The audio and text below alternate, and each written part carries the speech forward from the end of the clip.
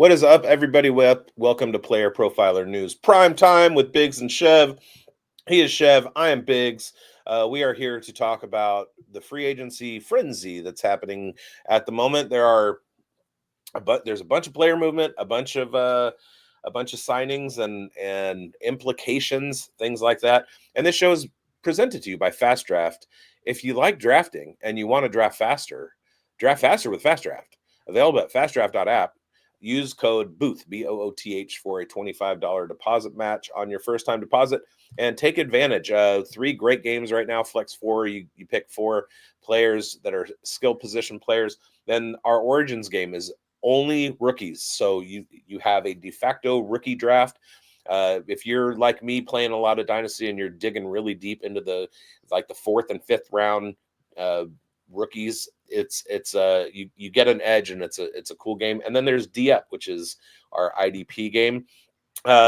Welcome. This is Pi Day. Pi Day is my 5th favorite day of the year. My first favorite day of the year is Thanksgiving because of the food. And then my second favorite day is St. Patrick's Day, which is 3 days away from now. And I like St. Patrick's Day because of the food.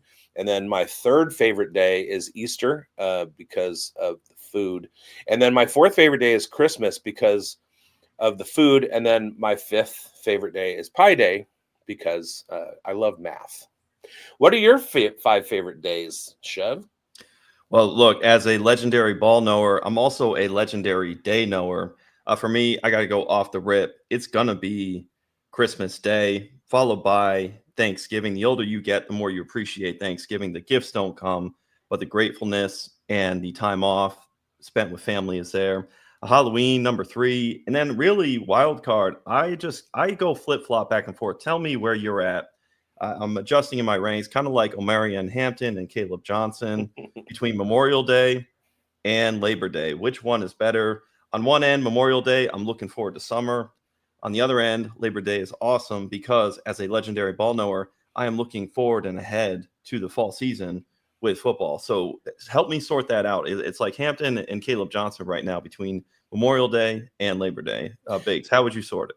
I'm going to have to go with Memorial Day because when my youngest son was born, it was a scheduled C-section, and we got to pick the day.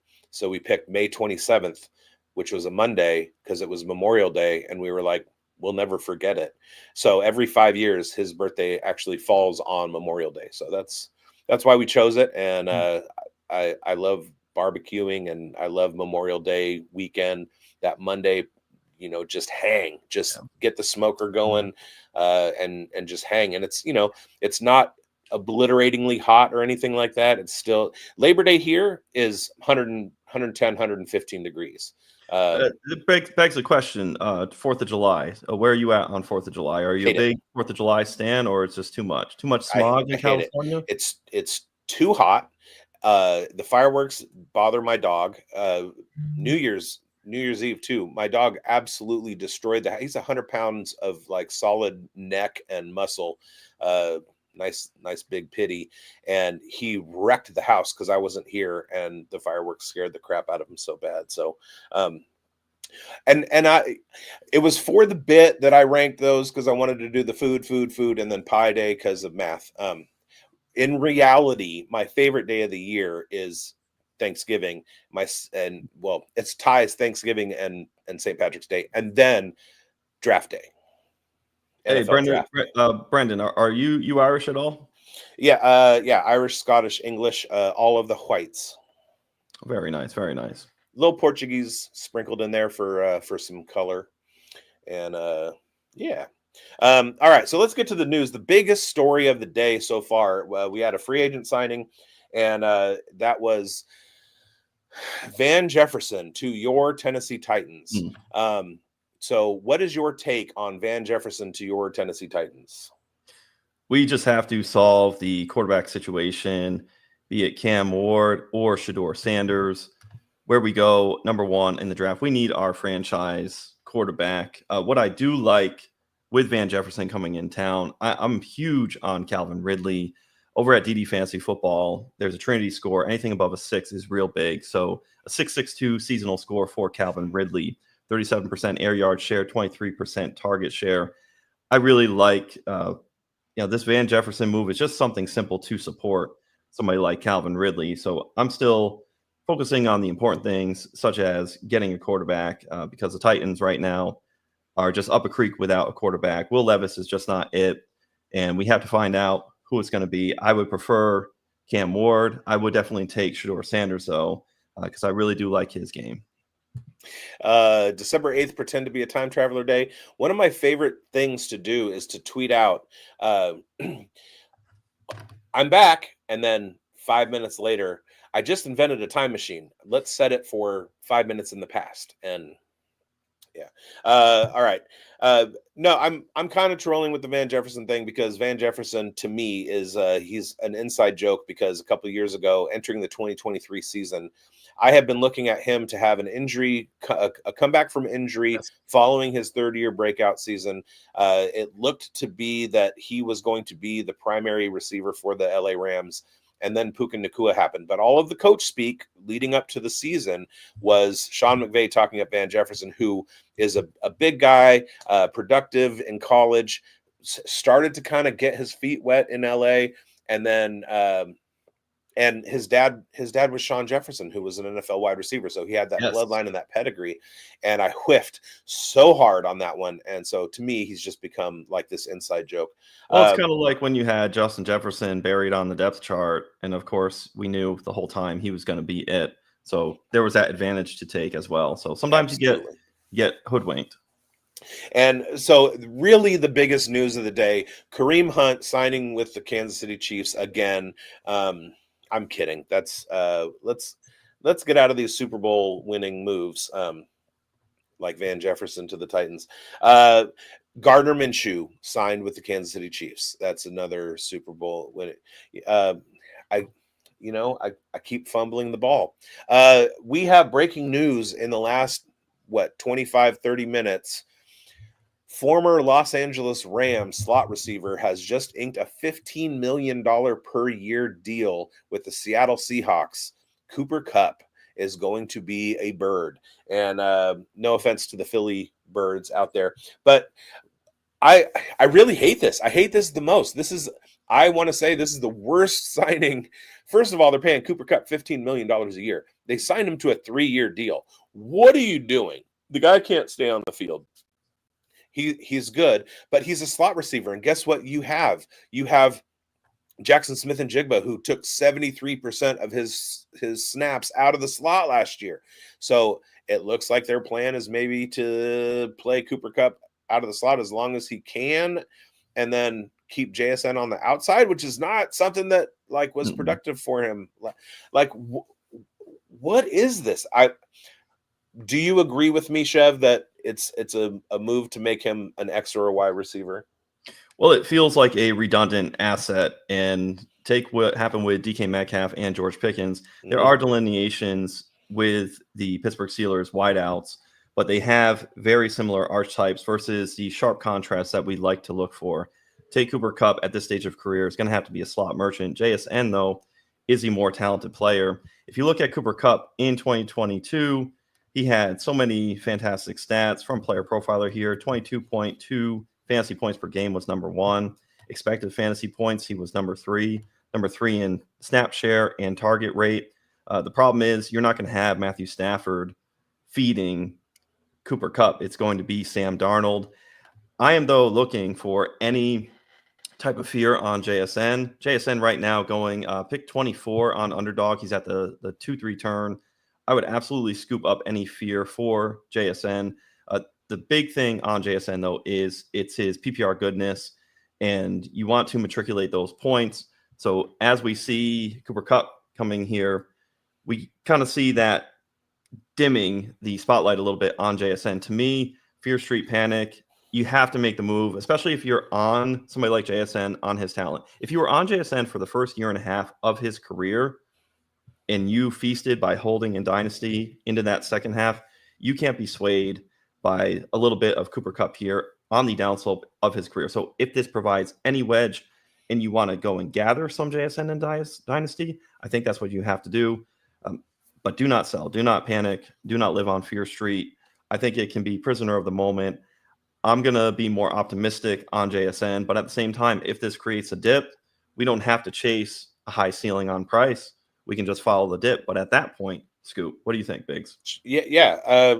I'm not scared at all, and I know that JSN can handle working from the outside, but there's also the possibility of having two slot receivers on the field at the same time. We see with the big tight ends, or the big slot tight ends like Brock Bowers.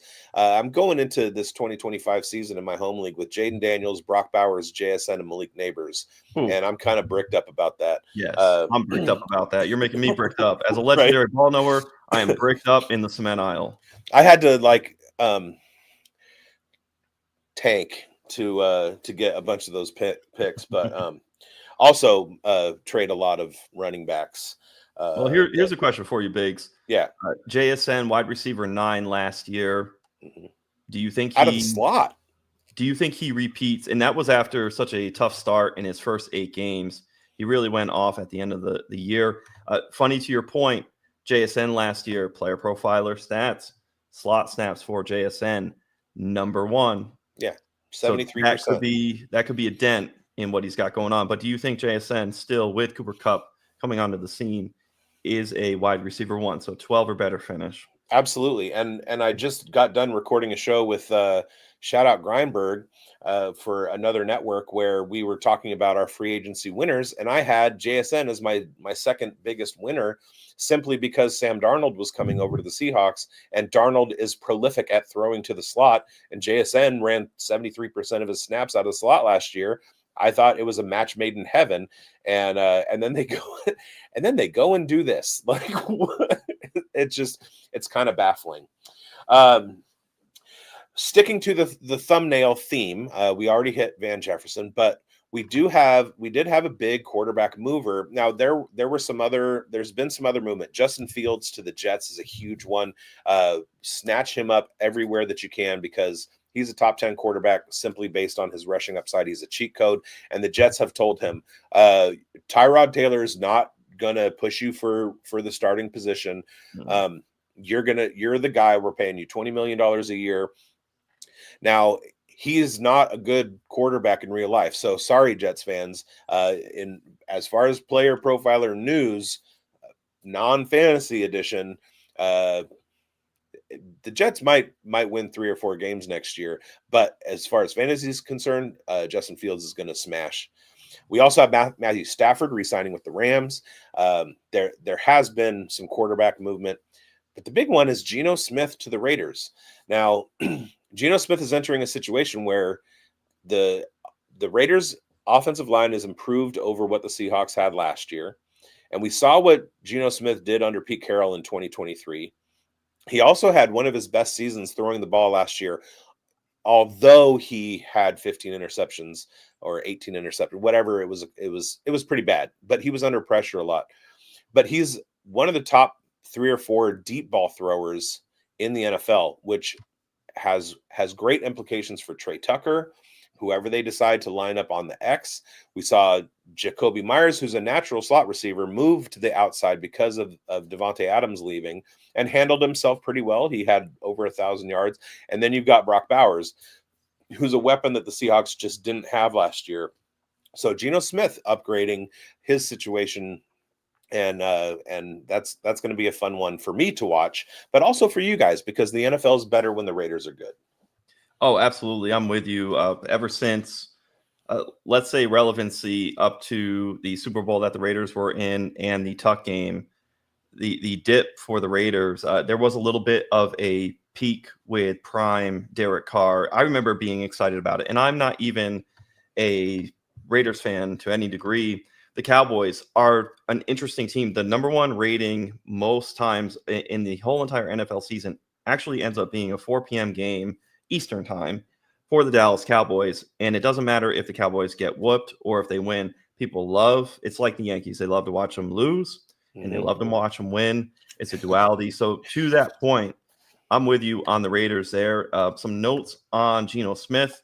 Pass grade PFF was 11th best last year, 81.9 grade, 21 passing touchdowns for Geno, ranked 13th last season.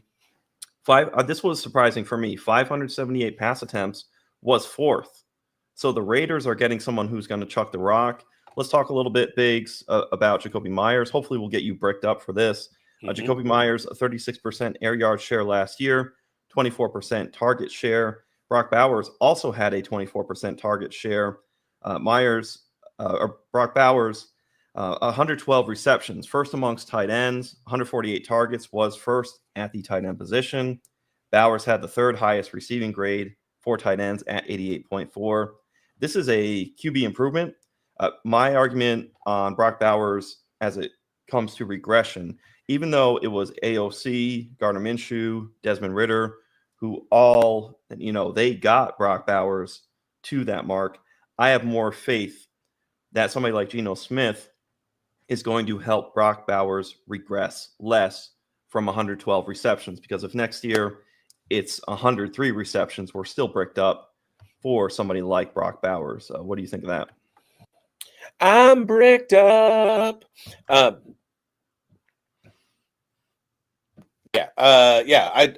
love the situation. People who follow us, Player Profiler, I did a short on the fantasy impact that it would have and mentioned the stats of Geno Smith throwing deep. Trey Tucker had almost 800 unresolved air yards last year. He also was being thrown to by the 25th and 15th worst deep passers, or the 25th and 15th best deep throwers in the NFL. Geno Smith was third. So those unrealized air yards are going to turn into big, huge plays for Trey Tucker, and he's going to have himself a huge year. But the fact that DK Metcalf had a year, JSN had himself a year out of the slot, that, translates straight to Jacoby Myers and Brock Bowers. I think as long as they can put a running game together, they're going to be competitive again, and that's a huge thing. Hey, speaking of running game for the Raiders, Raheem Mostert, how do you feel about him?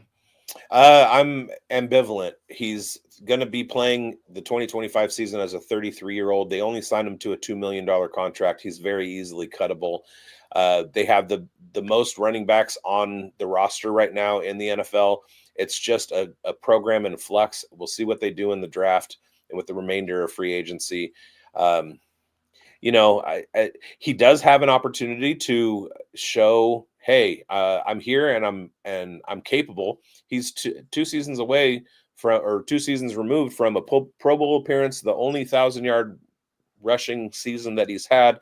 Led the NFL in touchdowns with 18, 21 on the ground, too, and 22 from scrimmage. So the opportunity is there for him to take it. But 33-year-old legs that are oft injured. He played in 12 games last year and came in under 300 yards rushing. So I'm not really. There's no bricks here. Biggs, does this preclude the Raiders from selecting a running back in the NFL draft? Because I would argue not, right? No. Okay. Now, the bullish nature of this Ashton Janty talk, does this cool it at all, or are you unmoved? So I'm really out on Janty at 106. But will the Raiders be out? Yes. And we have the history of John Spytek to go by. He is a builder. He built a Super Bowl team by bringing in a veteran Tom Brady. It's kind of similar to what he's doing with Geno Smith right now. He came in, they already had a quarterback situation. They had Jameis Winston. He went out and he drafted Kyle Trask to develop. That didn't work out, but when he saw what he had with Jameis and Kyle Trask, he was like, let's pull Brady over here. Very similar to what the Raiders were looking at with Aiden O'Connell and Carter Bradley. They were like, we got to pull somebody over who's going to be a big arm and has that veteran presence in Geno Smith. So a lot of the building blocks that Spytek put together in Tampa are kind of transferring over to the Raiders. And he is an offensive line drafter in the top 10. there is not a lot of value for running backs in the first round, and you just don't want to pay them. You don't want to give them that fifth year option. There's just not a market for it, and especially with a rookie class that's coming in this year, there's no reason to spend the draft capital to get a Genty when you can grab a couple guys later on who are going to be very similar production wise, or create a thunder and lightning approach for you. So I'm seeing a ton of people mocking Genty to the Raiders simply because of need. But when you're drafting at 106, you don't draft for need. You draft the best player who's on the board. And if that's going to be, if that's going to be an offensive lineman, or say like you have a Abdul Carter falling, which I don't think is going to happen, that's what you do. And Genty may be the best at his position, but it's not a position that you want to invest much in, and 106 is too high to invest. Hey, it's funny. BPA bad in your drinking water. BPA better in the NFL. Now, bigz, with the Chargers going out and getting Najee Harris, that takes off one more team that could have selected a running back in the first round. Omarion Hampton was mocked prior to the NFL Combine from Daniel Jeremiah. So how many running backs at this point do you think are live to be selected in the first round? Is it 1, 2, or 3? I think 2. There's a possibility that you see a Quinshon Judkins or a Caleb Johnson popping into the first round, but I doubt it. I mean, we've had seasons where Josh Jacobs was like taken by the Raiders late in the first round, and he was the only running back that was the first round pick. And I think that's a trend that we're going to see. Genty may be that Breece Hall, Bijan Robinson type, but there are a lot of teams that have a need that can be filled later at running back and have bigger, more pressing needs earlier. If you want, we can do a mock draft. No, and absolutely. Are yeah. you mocking me? I'm mocking you. Am I mocking somebody? Are they mocking me? What's going on? I'm mocking you. So I did this over on Blue Ski. I just need 19 more Blue Sky followers, and I can leave Twitter behind. But I did one with Hoove the other day, where we were going back and forth, and he was taking the odd numbers, I was taking the even numbers, and we're gonna repeat it when he and I get together again and flip. We got some shade coming in the chat. Oh, yeah. Justin Fields is a weak kneed vegetarian who's afraid of turkey sandwiches. Do they play on Thanksgiving? We're talking about our top 5 days. Thanksgiving, you and I, it's both up there. Is this a bad thing if we see the Jets on the schedule for Thanksgiving? People are asking. I'm pretty sure Tom Brady was a vegetarian also, and he won himself some Super Bowls. So I don't know about calling somebody a vegetarian being slander. And there was some singer that died from choking on a chicken sandwich or something. So maybe no foul in your sandwiches. I don't know, but Corian 2121, I'm here for the shade. I love it. That's a fantastic slander. A weak-kneed vegetarian is afraid of turkey sandwiches. Hey, how long do you think Justin Fields has record-wise with the contract he's got? It's not like it's $40 or $50 million. 2 years. Yep. I think 2 years. I think the possibility that they win 5 or fewer games in 2025 and then say, oh, well, we need to build some in the draft, and then he goes out and has another losing season. I think that's when they'll go, oh, crap. We just paid too much for a crappy quarterback. Do you think that it's intentional by design that they might roll Justin Fields out there this year to gain for 2026? I never really buy into conspiracy theory type things like that. Yeah. I mean, the goal of every organization needs to be to win, and it just might be that they are bad evaluators of talent and think that they are giving themselves a chance to win. We saw that, and I don't mean to keep pushing on the Raiders, but it is a definite frame of reference for me. Well, they've been making a lot of news too. Yeah, that too. But we've seen over the last 5 or 6 years that they just can't get out of their own way and continue to make bad decisions. And the Jets might be in that class right now. Oh God, Jamie, come on. Some argue that vegetarians contribute to more animal deaths due to farming practices that harm small creatures. Right, but not everybody who's a vegetarian is a vegetarian because of the environmental impact or whatever. Some people do it for health reasons. Some people do it, it's not necessarily like that. And carry on 2021 back. I've seen Brady eat turkey, so yeah, he's also eaten a lot of face masks and. Yep. Anyway, let's do this draft. See, I got about 35 minutes before I have to get to work. Sure. And so I'm going to present. That's French for present. Is this on? Are you doing this on Sleeper?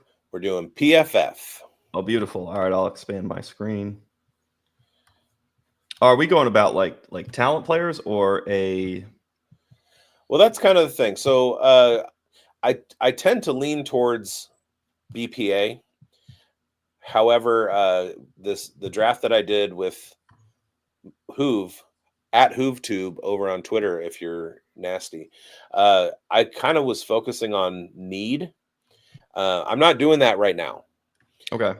Because I don't want to overload my computer's capacity. So I don't have my page up that is from NFL Mock Draft Simulator. They have a list of team needs that I like to use. And so I'm not using that. I've got a little database of team and needs if you need. I'm in this crazy NFL mock draft where we're all being GMs. It's really insane. It may be a symptom of mental illness, but myself, I'm in there with Coach Retzlaff.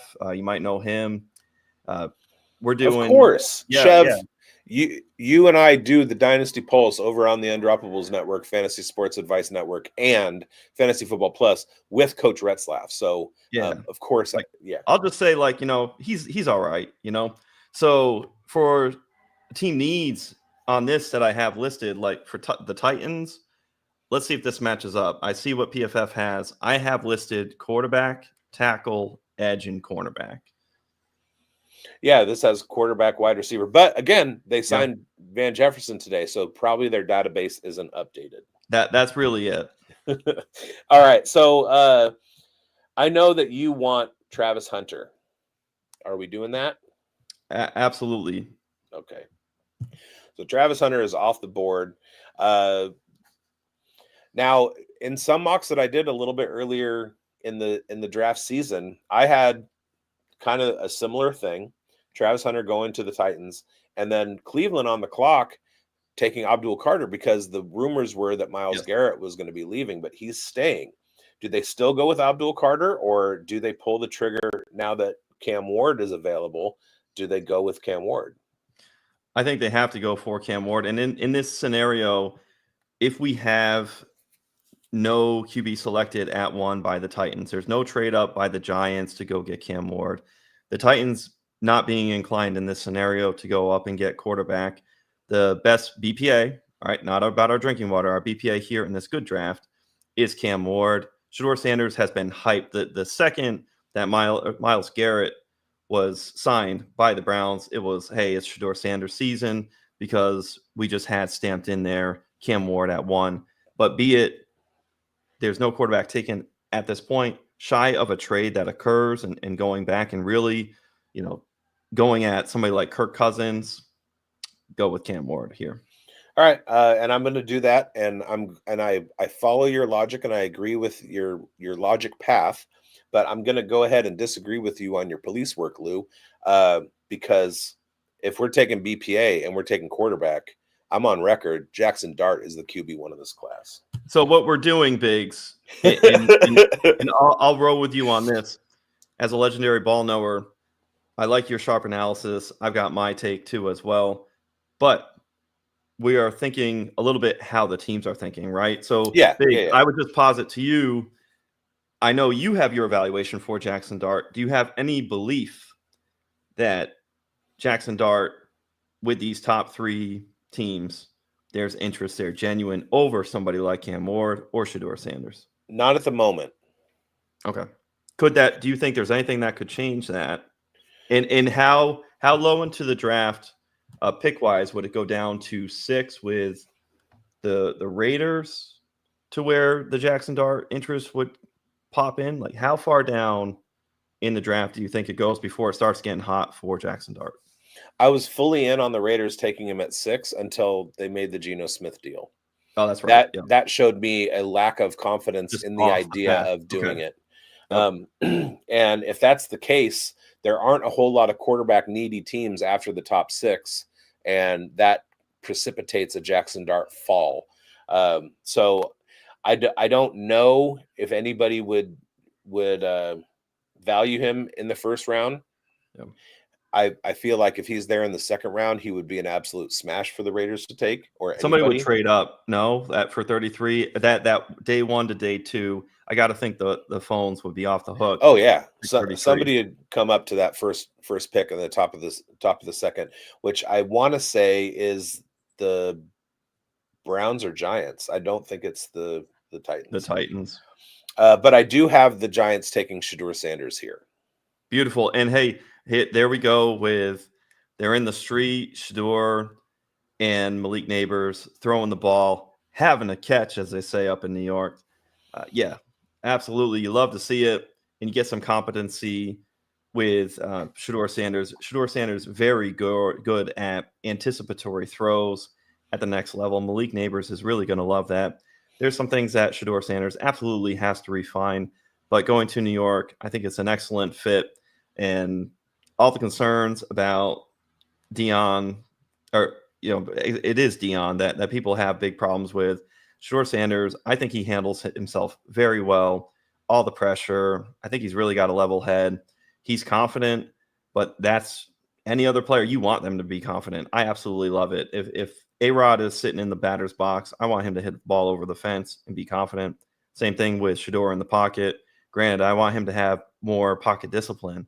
But again, that just speaks to development. So I love this pick for the Giants. And that's one of the so you and I did a show last night that's actually out on the YouTubes today with a couple of like sharp campuses to Canton guys, and I cannot believe I wasn't there. But it was Coach Retzlaff. Oh, sorry. Yeah. Coach Retzlaff in Bryanburg. Yeah. I had to take the day off. So let me just tell you, Shedeur Sanders, that somehow inexplicably in this almost 2 hours that we did with Felix Sharp and his partner from Campus to Canton, the name Shedeur Sanders did not come up. And in hindsight, I'm like, how did we not talk about it? Because there is a split in kind of the Shedeur Sanders narrative.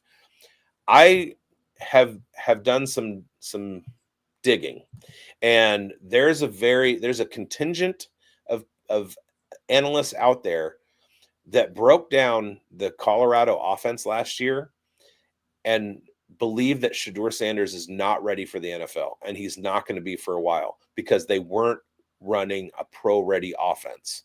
Now, what he did run, he was efficient at, but he's going to see a whole lot of stuff that he didn't see with the limited competition that he's seen in his career. Jackson State, Pac-12. It's not like he's had extreme defenses coming at him. And then he had a very, very simple, quick read offense, and he's not ready for the NFL style. So where we have taken him right now at number 3, most of the mock drafts that I do, he falls into the second round. Okay, so carry on 2021 or 2121. Fact checked, and Brady is not a vegetarian. He follows a plant-based diet plan, but he does eat meat. All right. Thank you for the correction. It's good to know. It's important information. The people are saying and the people are asking. Yeah, and I'm often wrong, never not confident. Never in doubt. Cody Carpentier today mock dart to the Browns in the second round. That's pretty good. That'd be right there at the top. Beautiful. Buy and sell you is here. What's up, buy and sell you, fellas? Hey, what's going on? LBK here. Yeah, and Dynasty Degens. Hello, my boys. Hey, a couple good fellas. What's up, partners?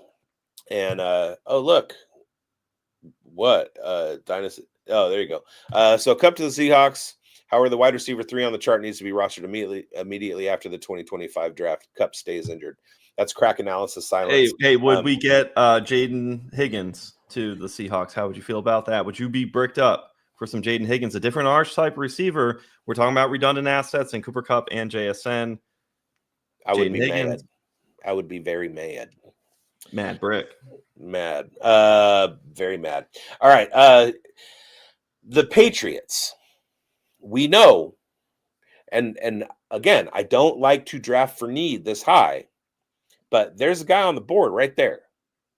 Number two on the board. They just went out and they added to their defense. So they did that through free agency. They got Robert Spillane, who's a run-stopping linebacker. They got another defensive lineman. So Abdul Carter is a phenomenal presence, but I think they take Tet here. This is very tough because as much as there is a team need for Tet, wouldn't you say BPA here would be Abdul Carter? Absolutely. And I'm all about the Patriots getting new weapons. I think there's unmined value in Drake May up to this point. On Underdog, we're going to see Drake May fly up and soar after the gifts he gets for the draft. But don't you think the Patriots could serve to tear down at receiver, or would this be even a prime spot for them to trade out because they have so many different team needs? I have a hard time thinking that you're giving up Abdul Carter to the Jacksonville Jaguars here. Yeah, I mean it's going to have to come. They can trade back, but it's going to have to come from somebody who really values Carter. Maybe the Panthers. So do we want to say which side do we want to lean on? BPA or that the New England Patriots are just going to think we're going to feed and manifest good things for our quarterback and Drake May? Yeah, or are they going to do like a Will Campbell type deal and say we need to make the line stronger and get wide receivers later?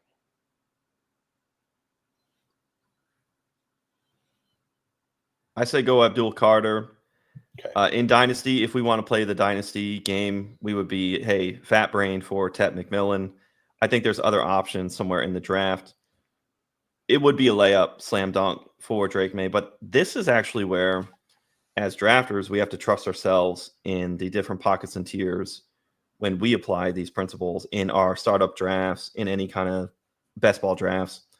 These GMs have to apply that same principle. I just think Abdul Carter, leaving him out there, that could be an issue. Granted, we might have just gotten to a point where it would have facilitated a trade, and that little 60-40 jumpiness back and forth that we kind of felt where we were uneasy, where we had a little bit of indecision because we liked both.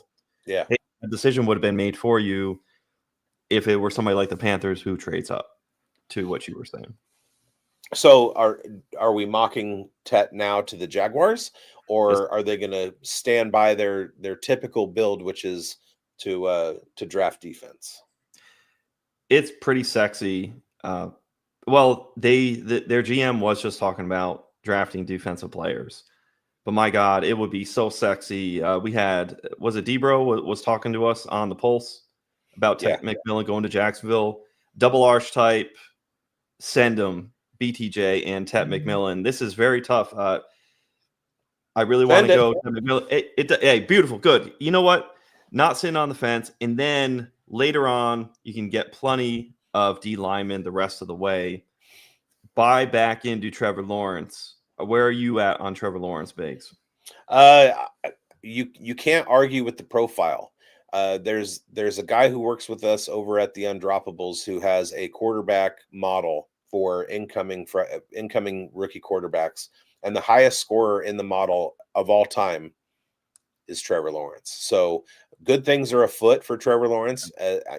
Sometimes, again, it does take quarterbacks some years to develop, and there are some issues. Like you had Evan Ingram hurt last year, you had Trevor Lawrence hurt last year, you had Travis Etienne having a down year. There were a lot of things at play, including coaching.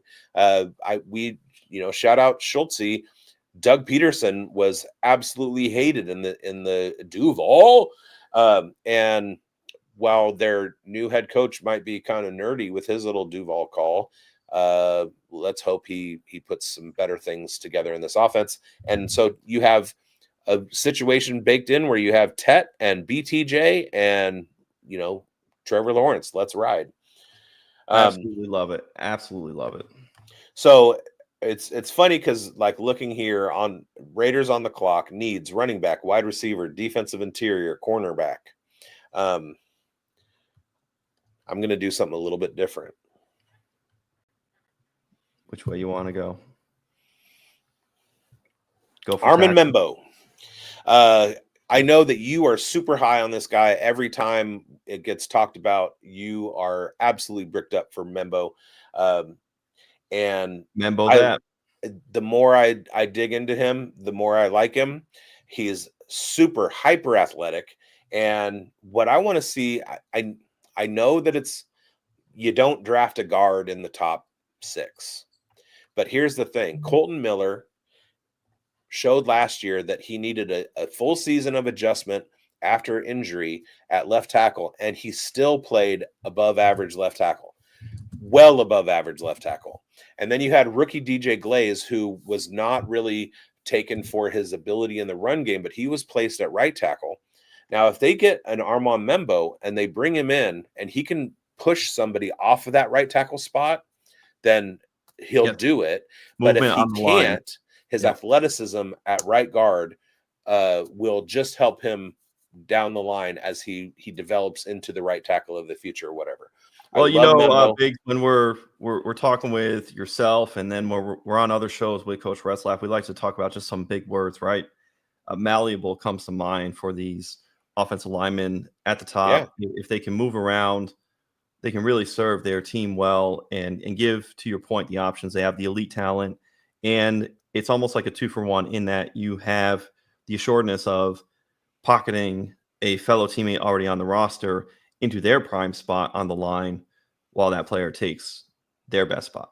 Yeah, and I'm huge on Membo. All right, so the Jets are on the clock. They add needs quarterback. They already added their quarterback of the near future. Yep. So are they going Mason Graham here? Shore up that defense. I think you ought to. All right. And then the Panthers they're good at running back. They got Chuba and they got Brooks. They're fine. Are they going Will Campbell here? If you're trying to build for Bryce Young, I think that's a layup because you have Adam Thielen, who's coming back, providing very good support for Bryce Young. Bryce Young had a finish of QB2 and QB1 2 of the last 3 weeks. So had sky-high output right at the end of the season. He had that shootout with Michael Penix, which shows us shades of the future of the NFC South. I love that move. Get somebody else to protect and support and boost. We've talked about quarterbacks and how they improve and whatnot. Bryce Young is one of those players who can absolutely continue that rise up, and you love to see how they're improving. Can Justin Fields turn his career around? We've seen crazier things. Trevor Lawrence, that's who I was thinking of. Trevor Lawrence, if guys like Bryce Young, Sam Darnold, Baker Mayfield, there's a couple else, Geno Smith, can rise and come back and improve their situation, why can't somebody like Trevor Lawrence? But in this point, on that same narrative, let's go and get ourselves some more support for Bryce Young, the future of the NFC South.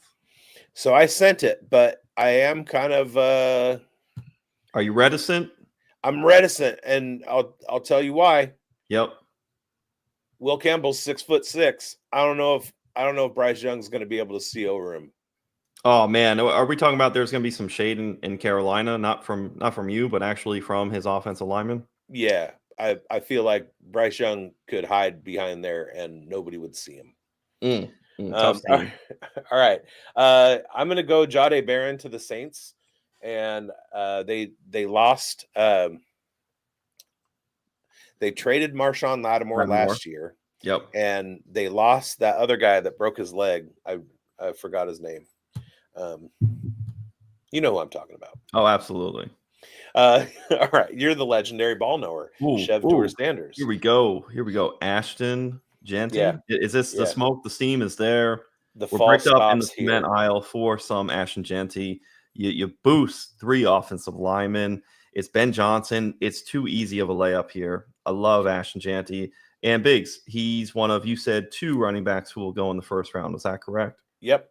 And the other one, when I was doing a mock over on Dynasty Stock Market with Alex and aka Dynasty F Key.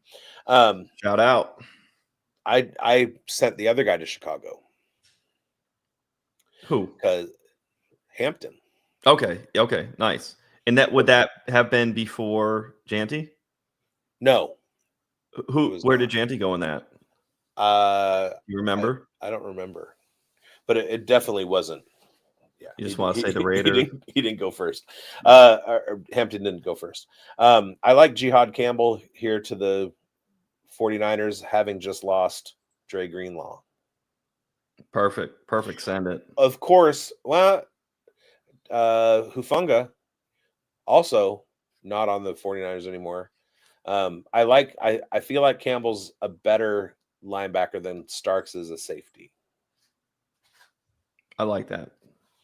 As we saw from the combine, It's Malachi funny. Starks got out athleticized by Harold Fannin Jr. For IDP, San Francisco 49ers provide such value for linebackers. Of course, Fred Warner's out there. Love the linebackers that what a good system to go and learn. Absolutely. So we don't have Alex here. What do you think the Cowboys are doing? You think they go edge to like throw somebody on the opposite side of Micah? They did they just lose Dexter Lawrence or did he resign? It looks like it. With all the beef that's happening, it doesn't look good there. Okay, so we'll give them Pierce, and then the Dolphins. Yeah. I like Will Johnson to the Dolphins, or Donovan Ezeraku. Here's fly in the ointment. Is there any chance every year there's something that throws us off? It wrecks us in fantasy football. Is there any shot? And I look at the tight end wall, basically goes up to the Colts for Tyler Warren. One of those teams that I think is sneaky to not get past pick 14 would be the Miami Dolphins. The Miami Dolphins get running backs when we theoretically think they don't need running backs. Right. What would stop them from getting somebody like Tyler Warren? I know they love speed. They're obsessed with speed. But be it they have plenty with Tyreek, Waddle, Malik Washington, of course, Achane in the backfield. Jalen Wright theoretically is fast, although he really didn't impress too much in creating yards last year. Right. Tyler Warren, is it possible that Jonnu just gets usurped or there's just a tight end thing that happens? We had Michael Mayer last year, and tell me as a Raiders fan how it felt. Did it feel good? It was unpredictable. Did you not expect it? Like, how would you break that down? I felt great. It was also the 13th pick. And I did laps. I was drinking pickle martinis on draft night, and I got bricked up. We were doing a live stream on the Undroppables. I had to run over to do a podcast that's in Manchester, England, and mix them some martinis on the air, and absolutely loved the pick. I could see a similar thing happening, although there is a world of difference between Michael Mayer and Jonnu Smith. Jonnu Smith is more of the big slot type of guy. It took him a few years working his way through multiple tight end rooms to kind of finally have his breakout, which some of us saw coming last year. Tight end four. Yeah, Michael Mayer was one of the best prospects coming out of the draft, and so it didn't seem like there was any need to grab Brock Bowers, except he had fallen and was the best player in the draft at that point, making Michael Mayer redundant. Then Mayer hurt his stock by getting injured to start the season last year. Looked pretty good once the second half of the season came around. There's been some rumors that the Raiders were going to trade him. I say don't. I say he's a good inline tight end, and he adds value with his receiving ability. And Brock is Brock is a wide receiver. Let's just stop calling him. How many teams would you say Michael Mayer would start on in the NFL right now? 32. You're saying Michael Mayer? Yeah. Yeah, absolutely. He whether it's in line or as a pass catcher, Okay. he's one of the better prospects that we've seen. Let me delineate that. As a primary pass catcher for fantasy purposes, how many teams would it split down to? About 15 or 20? Yeah, I would say instinctually, I'd say 20. Yeah. Okay, that sounds right. Our fearless leader, Bradley Stalder, said something to the fact of 20 different teams will probably qualify with a Michael Mayer at tight end as the tight end one. So I like that. That's sharp. We had Jamie. It's nice that Shanahan finally got the QB he wanted over Trey Lance. Yeah. Yes. Mac Jones. And Mac Jones played well last year in the absence. Talk about another player who's got the opportunity for recovery. Well, I guess I have a hindsight bias from the fact that it did not stop the train for BTJ just going on.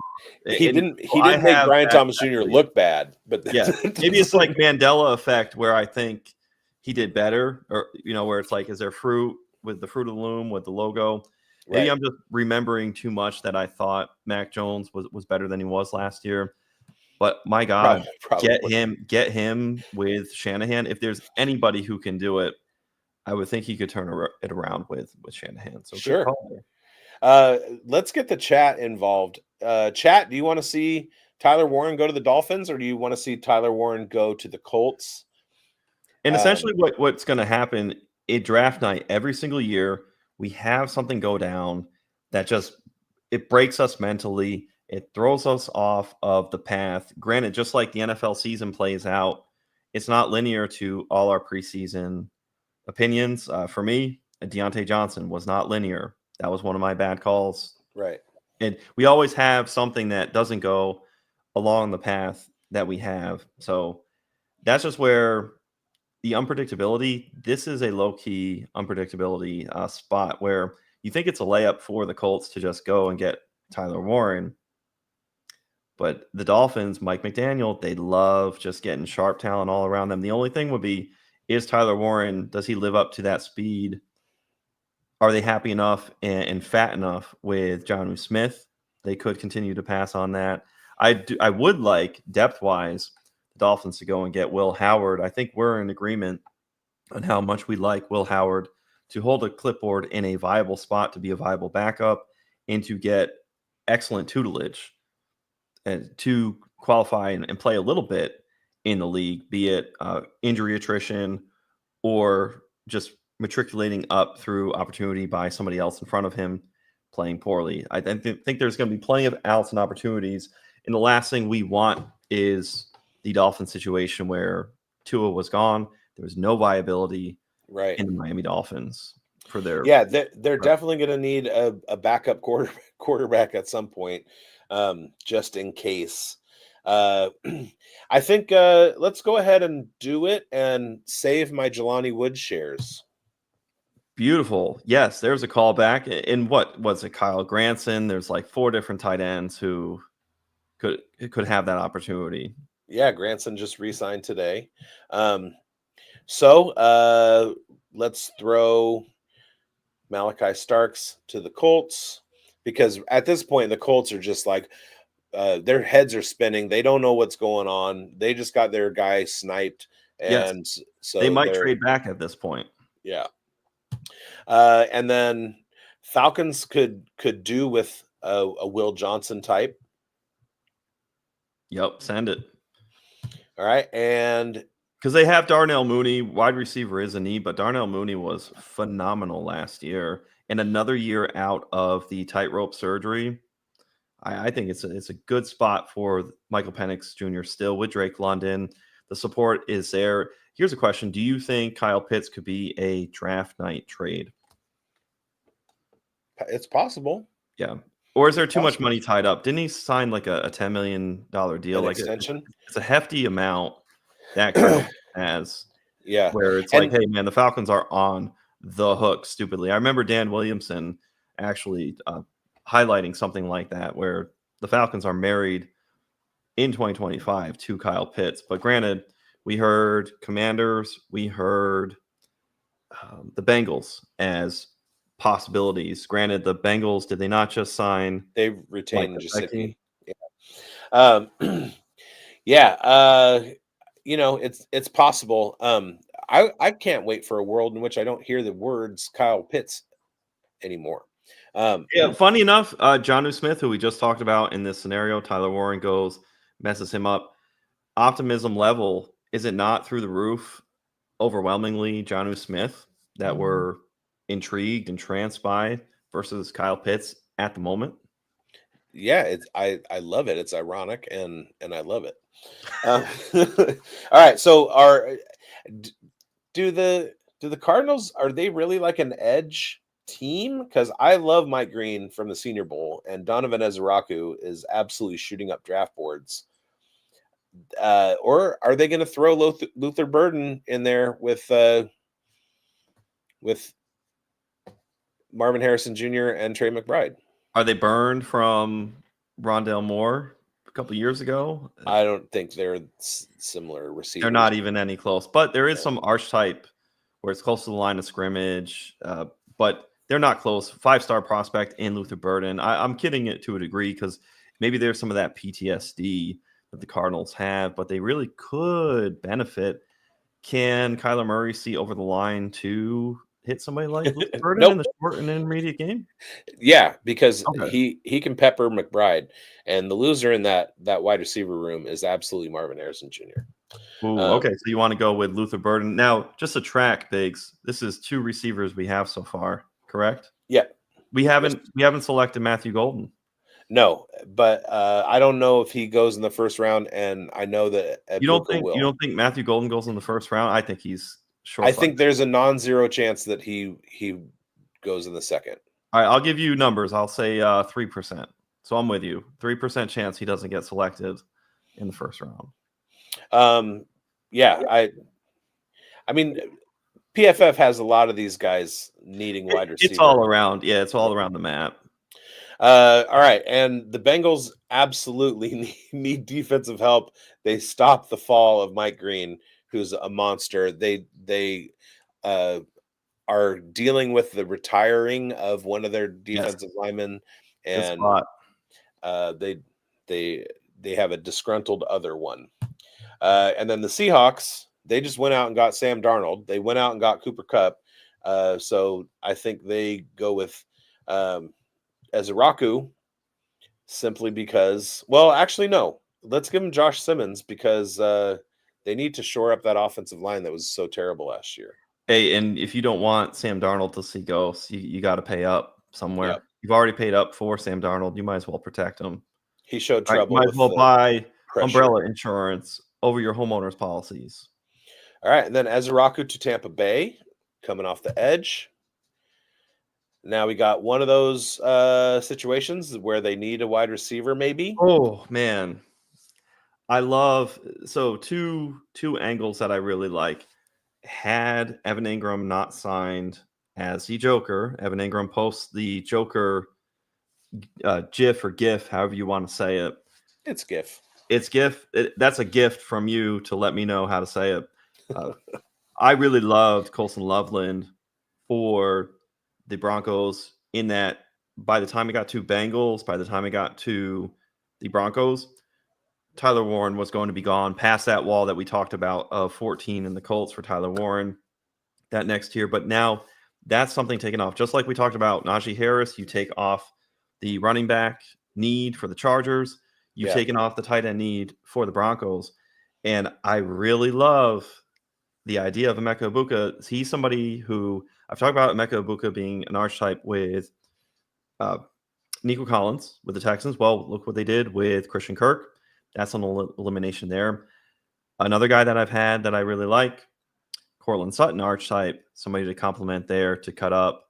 I really like for the Bengals in that if T. Higgins were to be gone, but it may not look like that. We're seeing good murmurings of what, $70 million combined. Yeah, they're working on it. So I really like Emeka Egbuka to just man, Sean Payton and Bo Nix, where Bo Nix is, how do you not love some insulation on Bo Nix being able to have Evan Ingram as a Joker? You're going to come away here with Emeka Egbuka if they make the selection. You've already got an 8th year, second time breakout going on to his 9th year, Cortland Sutton. Phenomenal. Why not? Why can't that continue? And then with the depth of this draft, Biggs, I mean, I'm bricked up maybe later for some, I love me some RJ Harvey, some Brashard Smith. So absolutely. Your favorite guys, Chev. yes. So I have to get out of here because I got to go to work. Yep. So we're going to end it here, and I'm conflicted. Yeah. Do I help out Johnny Tuma and give him a Emeka Egbuka, or do I just cut it off and just leave it out there? Maybe they do, maybe they don't, and he has to struggle with that for a while. Carry on 21-21.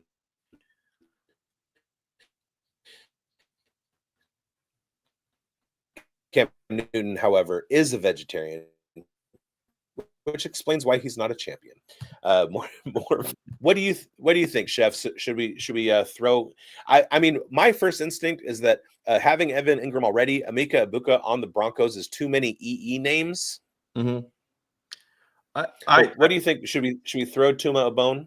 Absolutely. I say throw Tuma a bone, and they select Emeka Egbuka, and I want to see Johnny Tuma just hyping up in a short Emeka Egbuka to the Broncos. So stocks all the way up on. We are bricked up in the cement aisle for Johnny Tuma's Denver Broncos in 2025.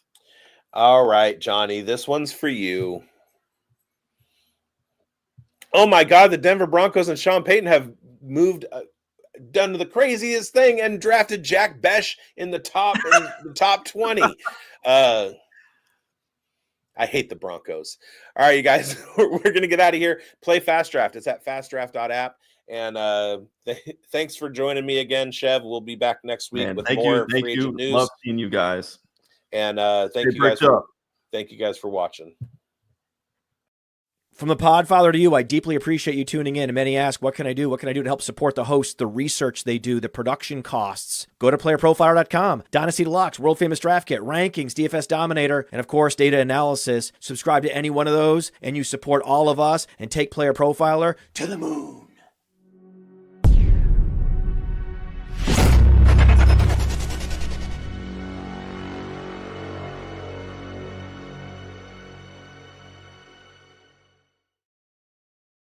Thanks, buddy.